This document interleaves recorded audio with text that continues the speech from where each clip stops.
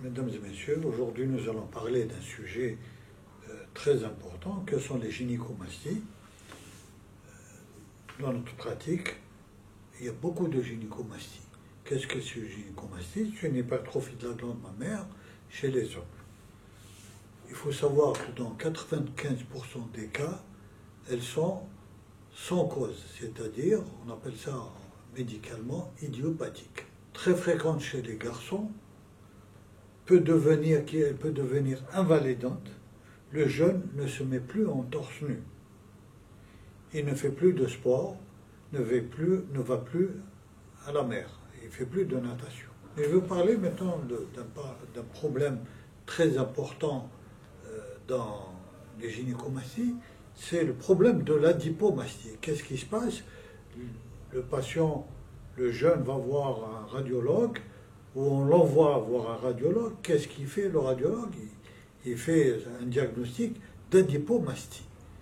Et ça change de tout en tout, pour le malade, ça change complètement l'intervention. C'est-à-dire, il va aller sur Internet, il regarde l'adipomastie, on lui dit c'est pas la peine d'opérer, c'est pas la peine de faire une intervention chirurgicale. L'intervention est très simple, elle va consister en lipoaspiration. C'est une erreur dans la mesure où une adipomastie est une notion échographique qui est en débat depuis l'avènement de l'IRM. Dans notre expérience, nous avons toujours, en péropératoire, trouvé du tissu mammaire en lamelles entre des lobules graisseux. La glande existe. Il n'y a pas que la graisse. La graisse se met sur les lamelles de tissu mammaire. Et ceci est confirmé par l'examen ANAPAT qui nous dit présence de tissu mammaire. Voilà quelques cas d'adipomastie. Voilà un cas d'adipomastie, comme vous pouvez le voir sur les photos. En péropératoire, il y a de la graisse et il y a surtout des travées, des lamelles de glande mammaire sur lesquelles se met la graisse. Donc, la notion d'adipomastie, personnellement, je la récuse. C'est une gynécomastie avec une composante graisseuse, oui.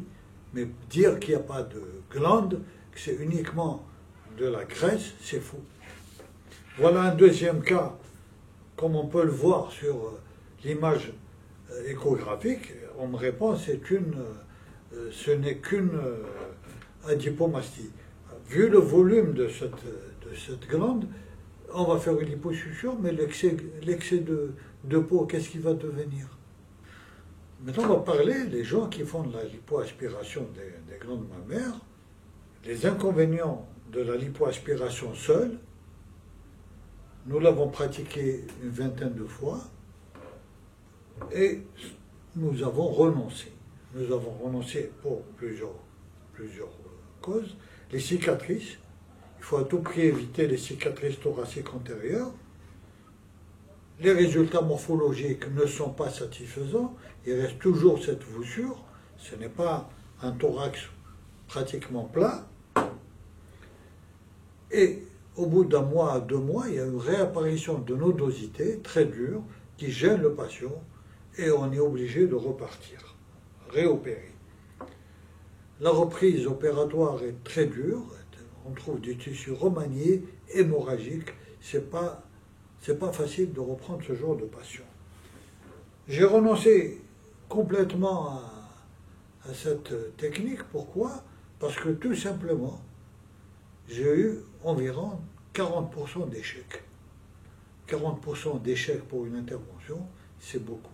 J'ai renoncé et je fais tout le temps une lipoaspiration et j'enlève le tissu mammaire sur lequel se met la graisse. Voilà des photos des cicatrices disgracieuses sur la face antérieure du thorax, chez un jeune.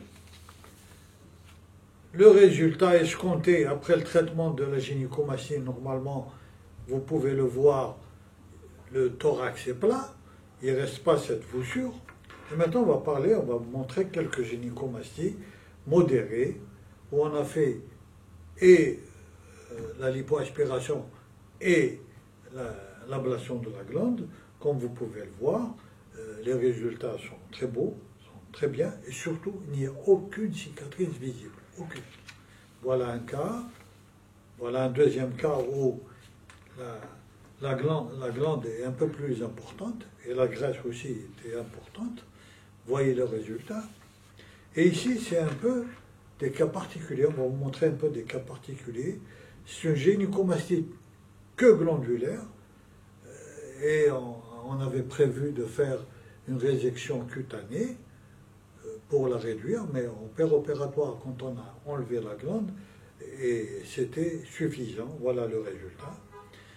Là, c'est des cas particuliers aussi. C'est une gynécomastite de grade 3, c'est-à-dire pratiquement c'est une glande mammaire, c'est une glande mammaire féminine.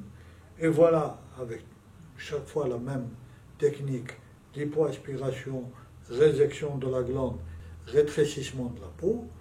On fait un lifting de la peau, un cas similaire, c'est un grade 3, et les résultats à 5 ans.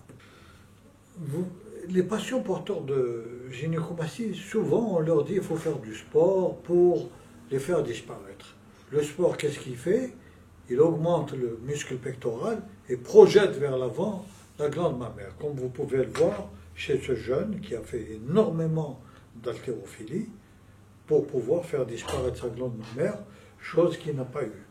Et on voit les résultats immédiats après chirurgie. Et là, on a le cas d'un instructeur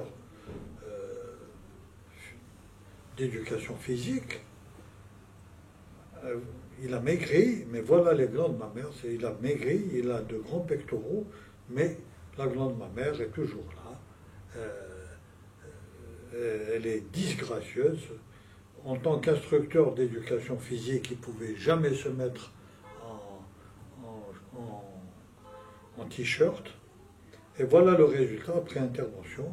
Là, on a été obligé, on a fait une réduction mammaire carrément, une sorte de réduction mammaire, une technique de réduction mammaire, et on voit le résultat avec des cicatrices verticales qui sont tolérables. Et je vous remercie.